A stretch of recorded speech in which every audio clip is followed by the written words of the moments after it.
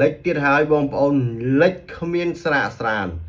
បន្ទាប់ពីមេឃបន្តធ្លាក់ភ្លៀងបុកពេញមួយយប់បង្កទឹកជំនន់ជន់លិចខេត្តចំនួន3នៅភាគខាងត្បូងនៃប្រទេសថៃបាទជំរាបសួរពុកម៉ែបងប្អូនដែលតាមដានទស្សនា Channel YouTube ពមលទាំងអស់គ្នាមុននឹងតព័ត៌មានកុំភ្លេចជួយ Subscribe Channel ម្នាក់មួយដើម្បីទទួលបានព័ត៌មានថ្មីបាទ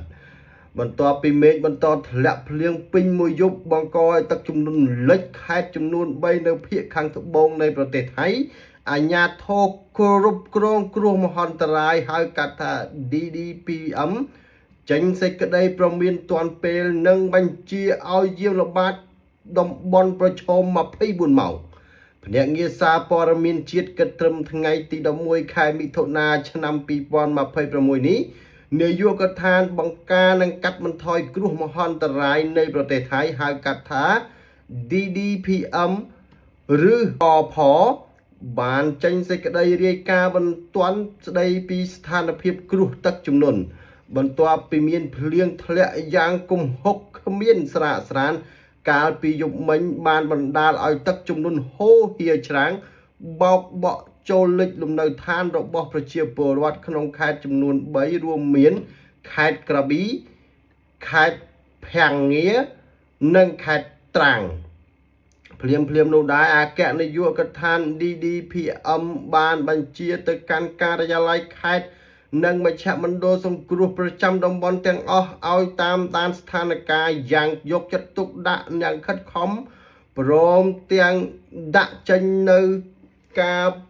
ប្រព័ន្ធព្រមានគ្រោះអាសន្ននិងចុះជួយសង្គ្រោះប្រជាពលរដ្ឋជាបន្ទាន់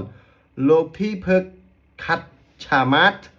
អគ្គនាយកនៃនាយកដ្ឋាន DDPM បានបើកកិច្ចប្រជុំនិងលាតត្រដាងព័ត៌មានលម្អិតតាមបណ្ដាខេត្តរងគ្រោះដូចខាងក្រោមខេត្តក្រប៊ី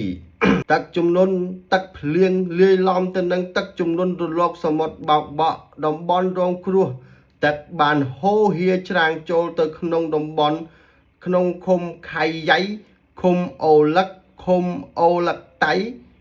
ឃុំផ្លាយប្រយ៉ាឃុំខីរីវងស្រុកផ្លាយប្រយ៉ានិងឃុំក្រប៊ីយ៉ៃ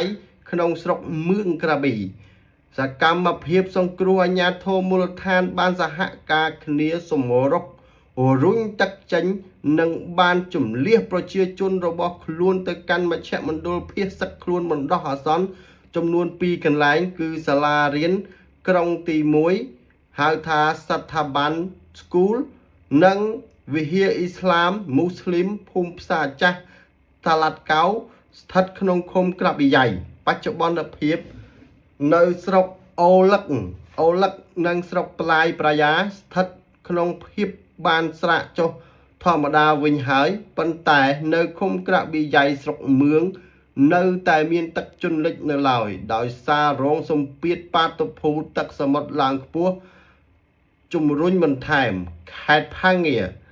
បានប៉ះពាល់ជាង100គ្រួសារតំបន់រងគ្រោះភ្លៀងធ្លាក់ខ្លាំងបានបង្កឲ្យមានទឹកជំនន់ជន់លិចនៅក្នុងឃុំថៃឆាងឃុំធម្មណាន់ភុតស្រុកមឿងភាំងងារនិងឃុំធម្មស្រុកក្រសុំស្រុកតាគួរដងផ្ទះសម្បែងរបស់ប្រជាពលរដ្ឋចំនួន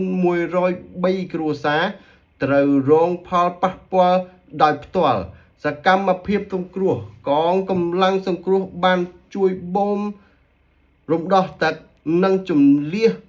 ប្រជាពលរដ្ឋទៅកាន់ទីទួលសុវត្ថិភាពនៅសាលារៀនប្រជាសហគមន៍អង្គការរដ្ឋបាលឃុំណាំធម្មភុនបច្ចុប្បន្នភាពស្ថានភាពទឹកជំនន់នៅក្នុងខេត្តនេះត្រូវបានគ្រប់គ្រងនិងស្រកចុះត្រឡប់ទៅរកភាពធម្មតាវិញហើយខេត្តត្រាំទឹកជន់លិចផ្លូវថ្នល់កាត់ផ្ដាច់វិស័យទេសចរណ៍ចរាចរណ៍តំបន់រងគ្រោះទឹកធ្លាក់ខ្លាំងបានបង្កឲ្យទឹកជំនន់ជន់លិចផ្លូវថ្នល់នៅក្នុងឃុំបូវិនស្រុកស៊ីក្រៅផលប៉ះពាល់ទឹកជំនន់លិចផ្លូវចរាចរណ៍នៅខ្សែផ្លូវរវាងខេត្តត្រាំងទៅស្រុកស៊ីក្រៅធ្វើឲ្យរថយន្តតូចធំមិនអាចធ្វើដំណើរឆ្លងកាត់បានឡើយ បច្ចុប្បន្នពេលនេះបរិមាណទឹកស្រកអស់ពីផ្លូវហើយផ្លូវត្រូវបានបើកឲ្យធ្វើចរាចរណ៍វិញធម្មតាព័ត៌មានបន្ថែមសម្រាប់ប្រជាពលរដ្ឋប្រសិនបើបងប្អូនពលរដ្ឋរងគ្រោះឬត្រូវការជំនួយសូមទំនាក់ទំនងទៅកាន់លេខ1744បាទជម្រាបសួរជំរាបយ៉ាងវិញទៀតនោះនៅក្នុងគ្រោះនៃទឹកជំនន់នោះក៏មានការចេញសេចក្តីប្រកាសរហូតទៅដល់63ខេត្តផងដែរដែលអាចងាយនឹងរងគ្រោះដោយសារទឹកជំនន់នេះគឺជាក្រសួងកម្ពុជាជាអ្នកធ្វើតែម្ដងបងប្អូនគ្មានក្រសួងណាទេជនជាតិថៃនេះដោយសារសាងអំពើអាក្រក់ច្រើនពេកជួបតែរឿងអកុសលសួយជន់គ្នាតែម្ដងបងប្អូនលិចឥតឈប់ឥតឈរបងប្អូនណាបាទអរគុណសម្រាប់បងប្អូនដែលតាមដាន